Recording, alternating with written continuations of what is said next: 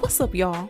It's your girl, Cornelia, back with another episode of Black News, a podcast where we break down current events, hot topics, and local stories involving Black people. Now let's get into it.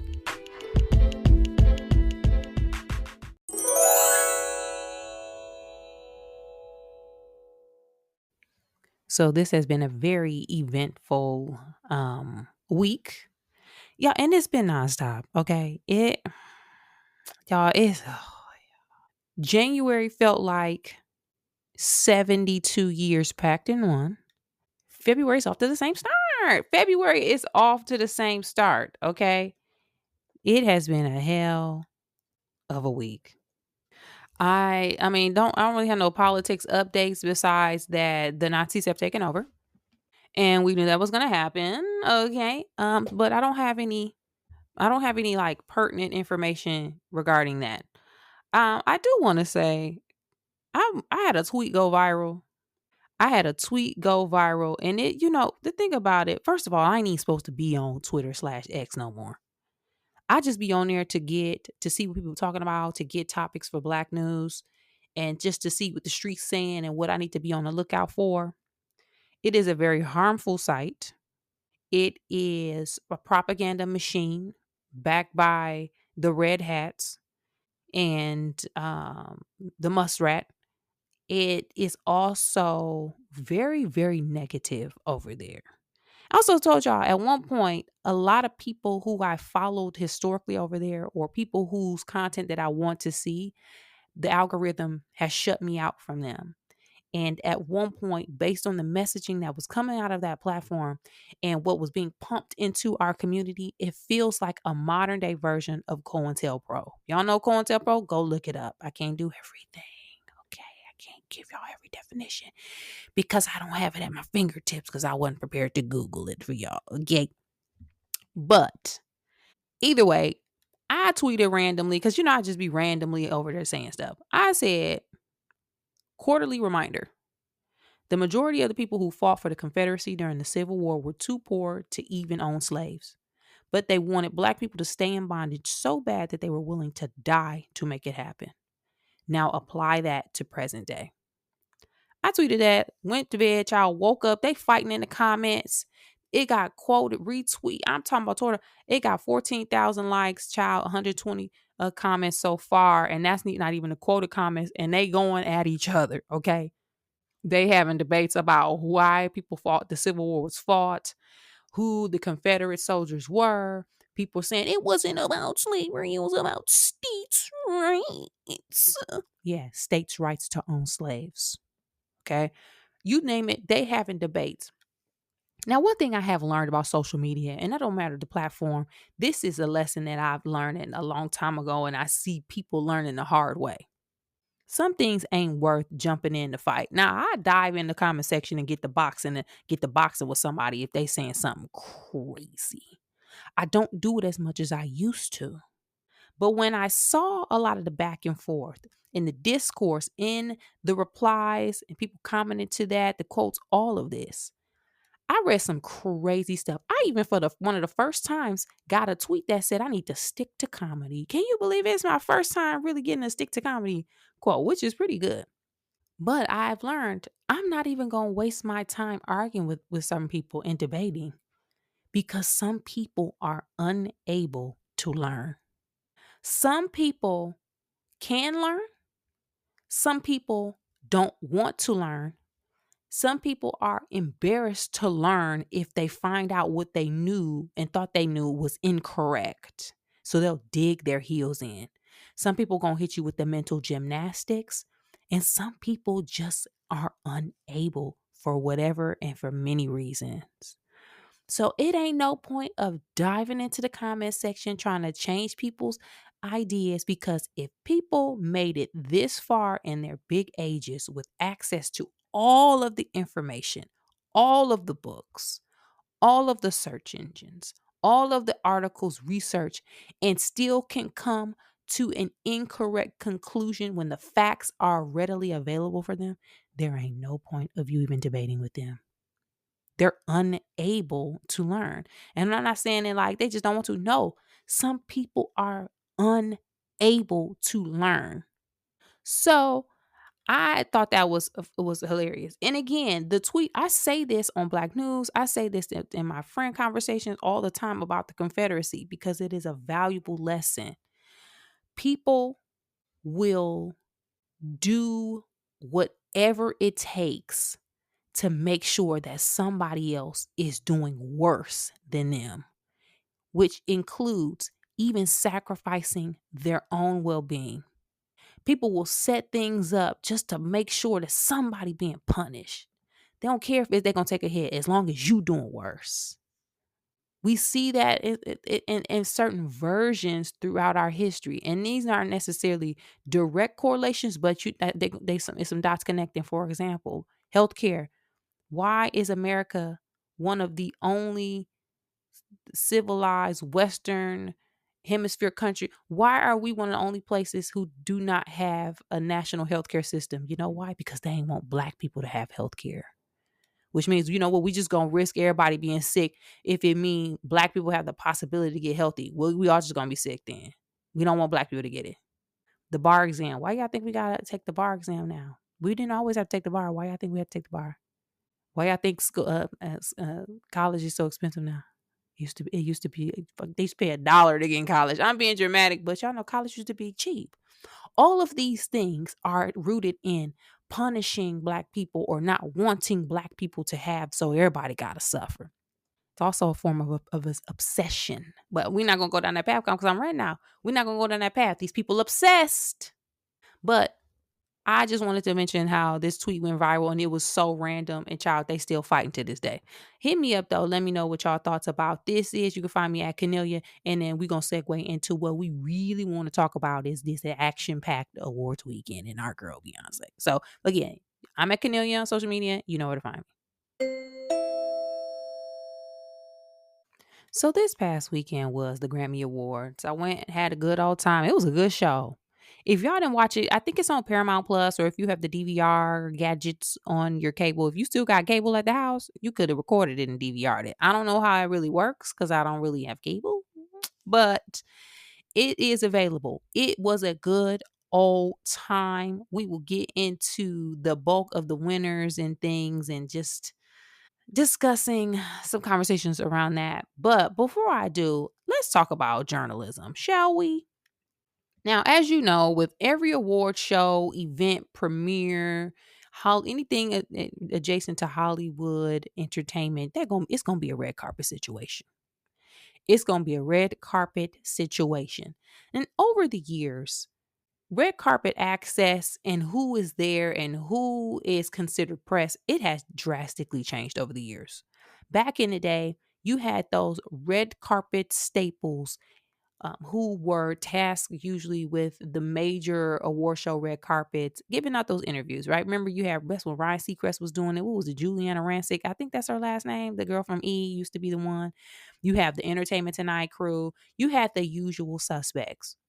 But as media has evolved, social media has become popular. You have outlets who are historically magazines now sending correspondence. Child, if you do enough of your own interviews and your own social media work, it can get to the point where you can submit for your own press pass and get access to the red carpet. It is a whole different ball game.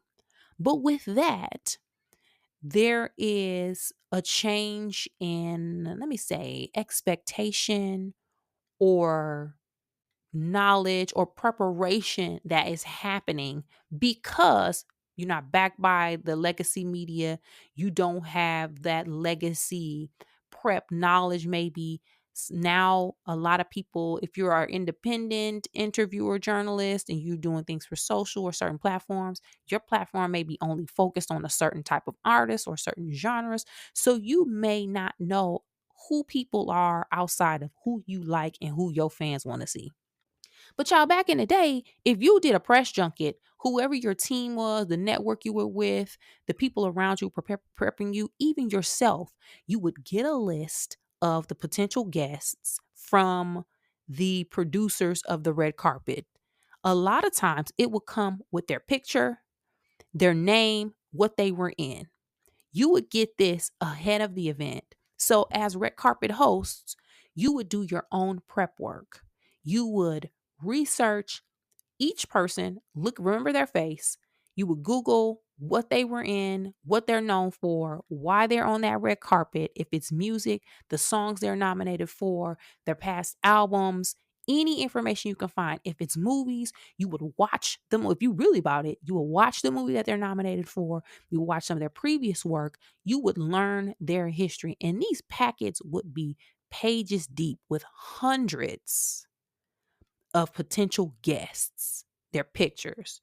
You would study that, prep questions based on who you might see, right? You would do all of that prep work, you would show up the red carpet and you be armed. I don't think they doing that no more.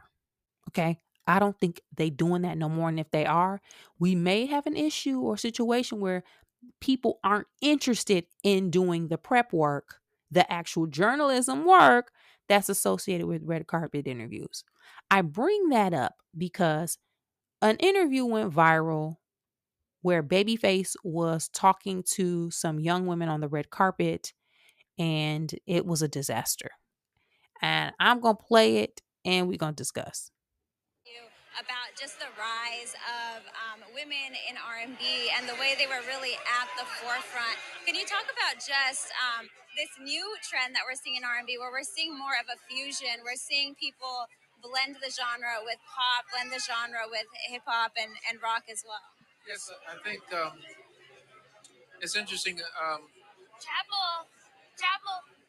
You guys want to do that? Go do that. So sorry, baby. I'm so sorry. Hello, how's it going, Chapel? Hello. That was the legendary Babyface. That was Babyface, the Grammy Award winner, one of the arguably the best producers of all time, being interviewed by two women from AP. That is arguably the king of R&B, because we be talking about who the king of R&B is and we be throwing these names out. But if we really talk about songwriting, producing, legacy, um, singing, performance, hey man, Babyface y'all know who I think the king of R&B is. You know, it's Usher Raymond III. But if we talk about, I would put Kenneth Babyface Edmonds in the mix in any conversation with the king of R&B. That man is the legendary Babyface. Being interviewed by two young women who, mid-interview, saw Chappell Roan, who is a new pop singer, come down the red carpet. They were distracted, yelled out Chappell. Oh my God, Chappell. Babyface said, you go do that.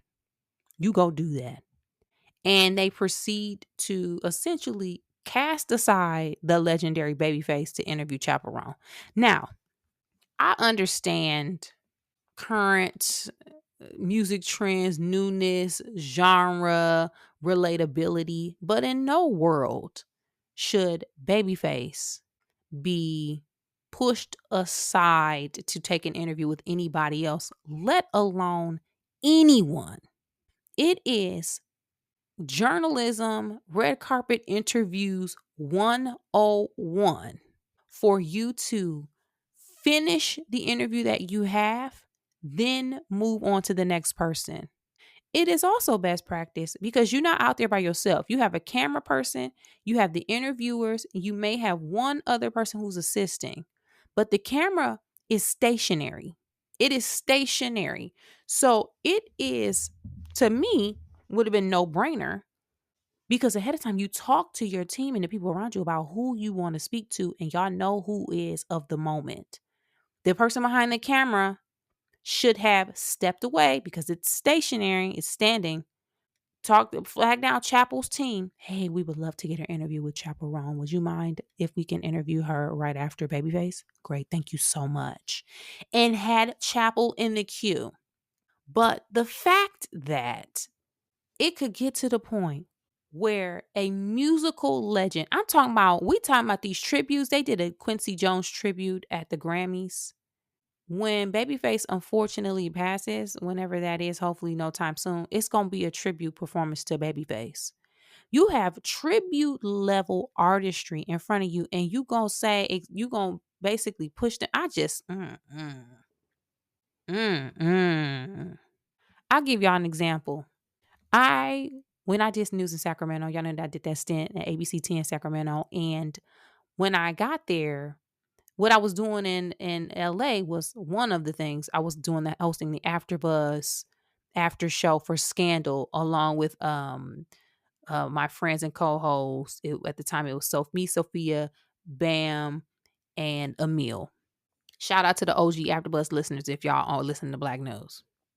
When I went to Sacramento, there was the Scandal 100th episode celebration. They had a huge red carpet event. The ABC team flew me down so I could get some interviews on the red carpet for ABC 10. Now, there were big name outlets on that carpet. And I was with a small news station from up north in Sacramento. So they had me at the back of, at the like the end of the press line. But the Scandal cast was so gracious. And they also, some of them recognized me and remembered me from doing the AfterBuzz after shows, because at that time we were one of the only platforms giving shine to the show and talking about it and tweeting and really pushing the support for Scandal. So a lot of them were, even though I was way at the end of the red carpet, they were excited to talk to me. Thank goodness, because I spent 4 years prior talking about their show. So I am literally having an interview with, I believe it may have been Bellamy Young, who plays Melly. One nicest person. Okay. Bellamy Young, so lovely. Right. Having a great interview conversation. Now, if anybody know me, y'all know one of my idols is Debbie Allen. I love me some Debbie Allen.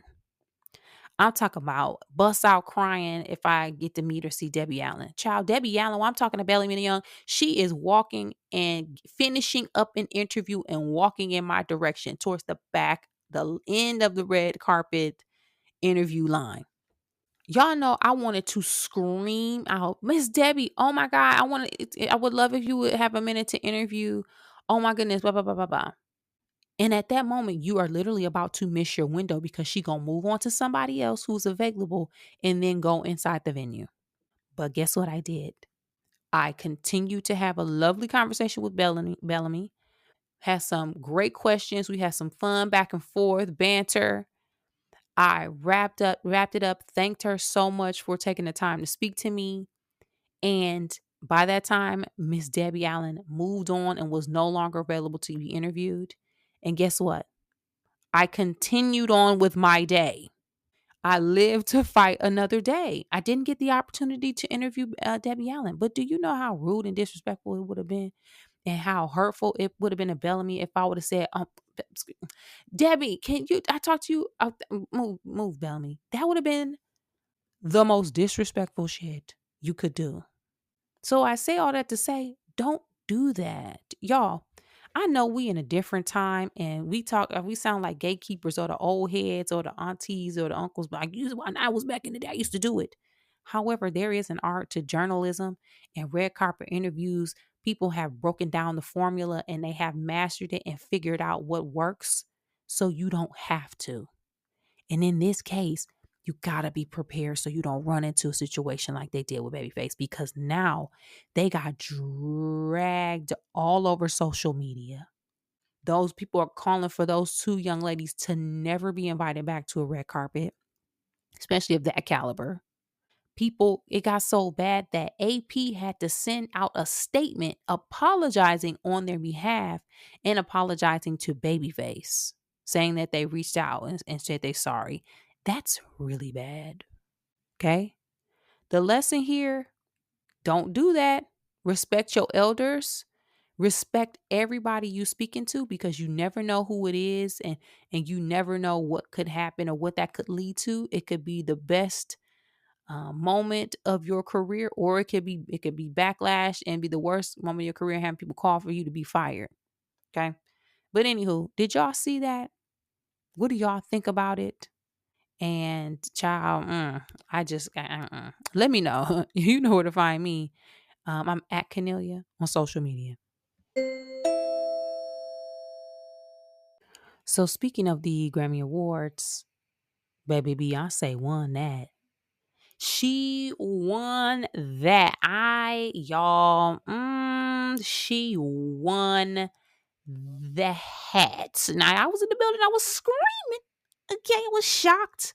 I was not expecting that. I don't when it comes to voting and things, especially listen, after this past election, hey, I don't hey, people gonna do what they gonna do. I am never gonna predict no voting outcome, no whether it's politics, music, acting, whatever. And I'm a SAG-AFTRA member, and I vote on that awards, and I know who I be voting for, and I'm never in no position to predict who I think gonna win, baby, because you ain't gonna know until they open up that little envelope on stage. But with that said, the beehive is buzzing. Like Beyonce said in that video that went viral, sis won album of the year, best country album, country duo, the song with her and Miley Cyrus. That one. She was nominated, I believe, 11 awards, mostly in them country categories now. And then the best song, best record of the year, all those. Baby, she took album of the year for Cowboy Carter. Let's talk about it. I think Cowboy Carter is one of Beyonce's best bodies of work. Not just because of her shifting genres and going back to her childhood roots of country music. And y'all know black people going to be as country as our genre. You don't get me started. I already went down this. I did diatribe months ago. But if you listen to it and you see who she's inspired by on the album, who she inserts, Linda Martell, Dolly Parton, all of these people, the elements that she included, the story that she crafted with this album. Like I said before, Beyonce is a musicologist. And I hate that or I'm not including us, the Black News listeners, in this. I'm saying we as the public try to keep putting her in a box as if she's just a singer. Beyonce is a musicologist, right? The way she forces us. Think about on the last couple of albums that Beyonce came out with. Child, she had us up here Googling meanings, history, decoding stuff. That don't happen when you just go in the studio and want to make a couple tunes so people can dance to. That's not how it works. I listened to a lot of albums, child. We wasn't Googling stuff on certain people's albums. So not only is that what Cowboy Carter represents, it also is genre bending and breaking to the point where it is telling people you do not have to conform to what the industry claims are genres. Because if we do our due diligence and really dig into the history, we know that genres were created to keep Black people in boxes. When they first started calling, based on the charts, Black music race records. That tell you right there what it's about. But this this album blended so many different genres. It also paid homage and finally got us some recognition for the likes of people like Linda Martell. Now, people were arguing and saying, well, this ain't her best album. She should have won for blah, blah, blah, blah, blah. And that's true. Personally, Beyonce, self-titled, Lemonade, Renaissance, and Cowboy Carter, in my opinion, should have been album of the year. We also know that now only 4 Black women have ever won album of the year, which is crazy because you telling me only 4 Black women in the history of had these great albums. I just, whatever. Again, this is voting, it's voting. But I am so pleased with this. Before Beyonce, now I don't think Beyonce one of the people who be like, I got to win. I feel like she's at the point where her impact means more than her than anything.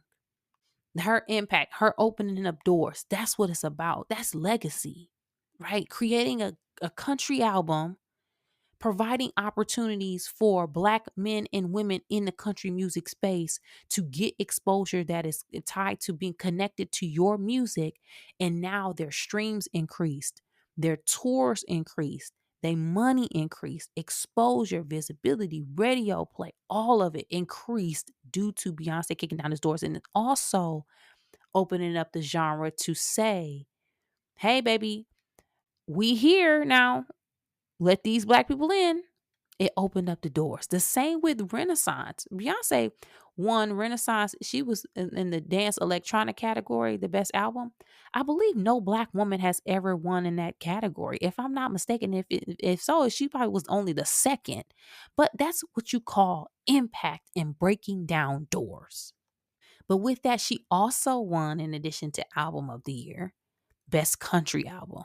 I don't think she even got on stage and said she was not expecting this. I was not expecting her to win Best Country Album because people vote, right? People vote.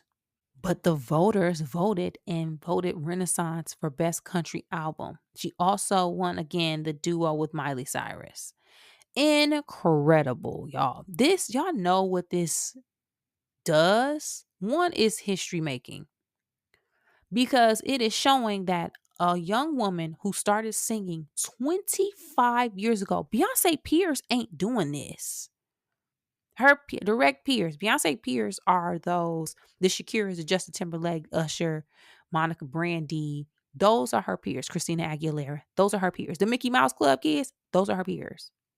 There's another group of peers who are each other's, like, Taylor Swift, Ariana Grande, Selena Gomez, Justin Bieber. Those are their peers. But Beyonce peers ain't doing this.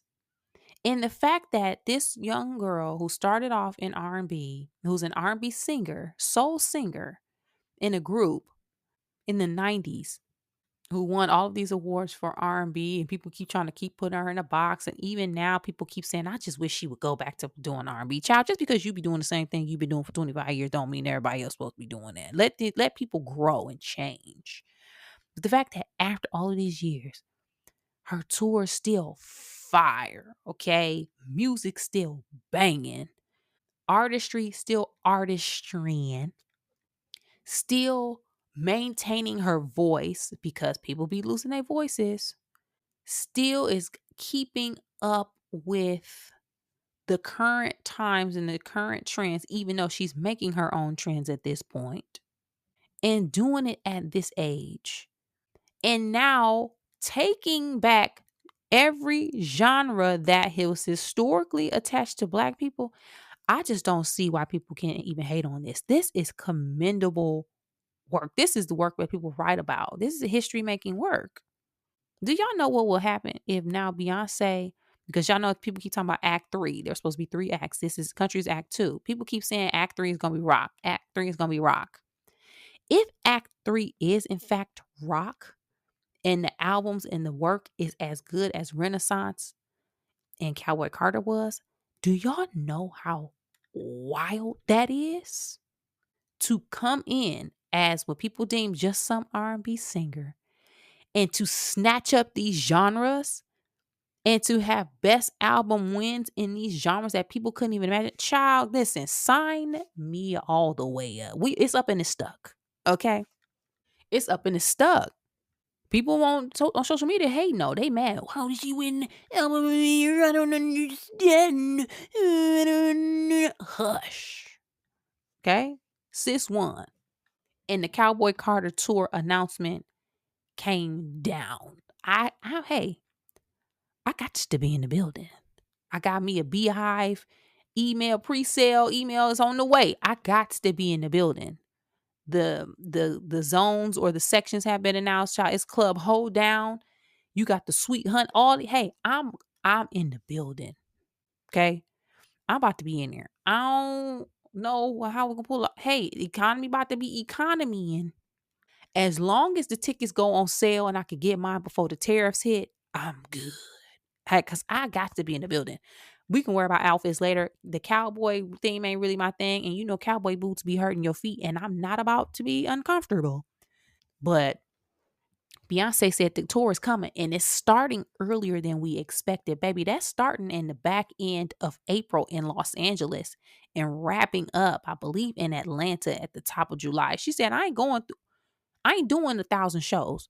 Right now on calendar, it's only like 20 some shows. This is a limited tour. She not coming to them Kansas City. Baby, they ain't on the list. So I'm I will say though, if you ain't support Renaissance, if you ain't support Lemonade, if you didn't rock with The Gift or Everything Is Love, if you don't rock with none of them albums, if you didn't listen to Self-Titled, and if 4 ain't in your top favorite Beyonce albums, you can't get tickets to Cowboy Carter tour. You can't get tickets to this. If you don't know that Beyonce had a dog back in the day and you don't know what the dog name was, you can't get tickets. If you can't pass a test, if they ask who was Beyonce bodyguard, who was the big black man bodyguard before Julius, baby, you not getting into the venue. You got to answer the test, the questions. If you don't know her cousin Angie had a pet snake that they used to play with, and you don't know the snake name, you can't. You not. Hey, ticket link unavailable. Now, in addition to wins, child Kendrick Lamar, he did a clean sweep. Kendrick Lamar won 5 Grammy Awards for Not Like Us. Clean sweep. Kendrick Lamar won 5 Grammys off a diss record. Do y'all know how incredible and crazy that is? I was in the stadium when his name was announced. Y'all, everybody in there dressed up, black tie attire, yelling out in sync. Wop, wop, wop, wop, wop, wop, fuck him up. Wop, wop, wop, wop, wop. I'ma do my stuff.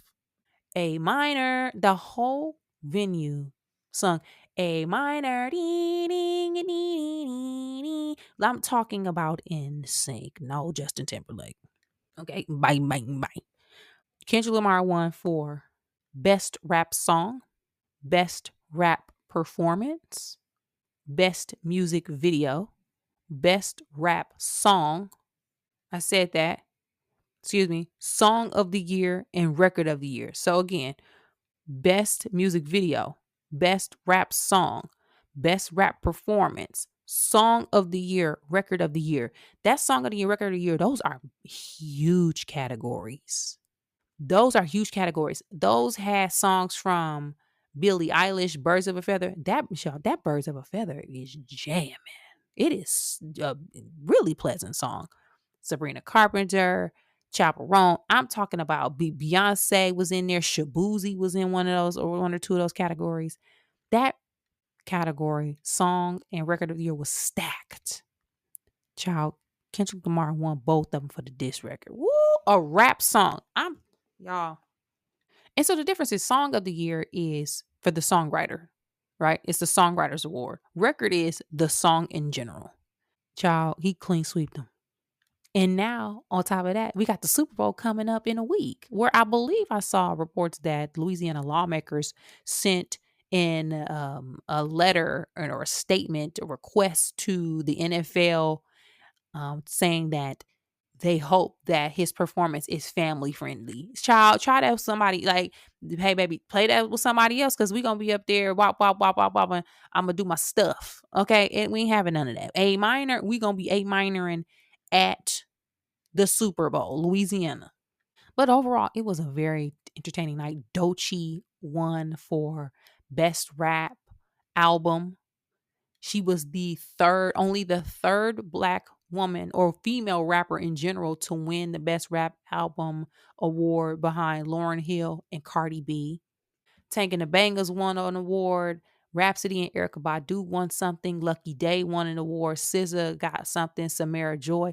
It just was an overall good weekend for Black people. Happy Black History Month. And shout out to people making history, especially, again, Beyonce was the first Black woman in this century to win Album of the Year. She was the first Black artist to win a country award since the Staple Sisters, or no, the Pointer Sisters, sorry.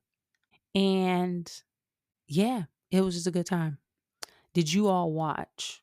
If you didn't, check it out. It's on Paramount. It should be on Paramount Plus or something. Let me know your thoughts about it. And if you getting tickets to this Beyonce tour, baby, because I'm gonna be in club Hold Down, okay? Hold Down. Let me know your thoughts. You can find me at Kennelia on social media.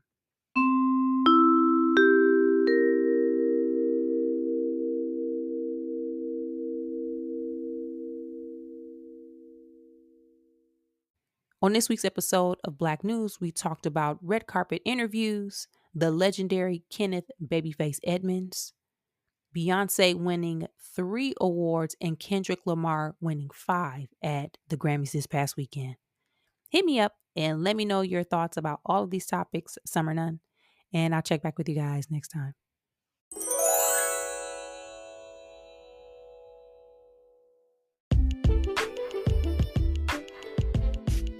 That's it for this week's episode of Black News, y'all. Thanks again for supporting the podcast by sharing, liking, subscribing, and rating 5 stars on your favorite podcast app. To find more information about me, you can check me out at Kennelia on social media, as well as on my website, which is kennelia.com. And as always, thanks for supporting, and I'll be back next week with new topics and a new episode.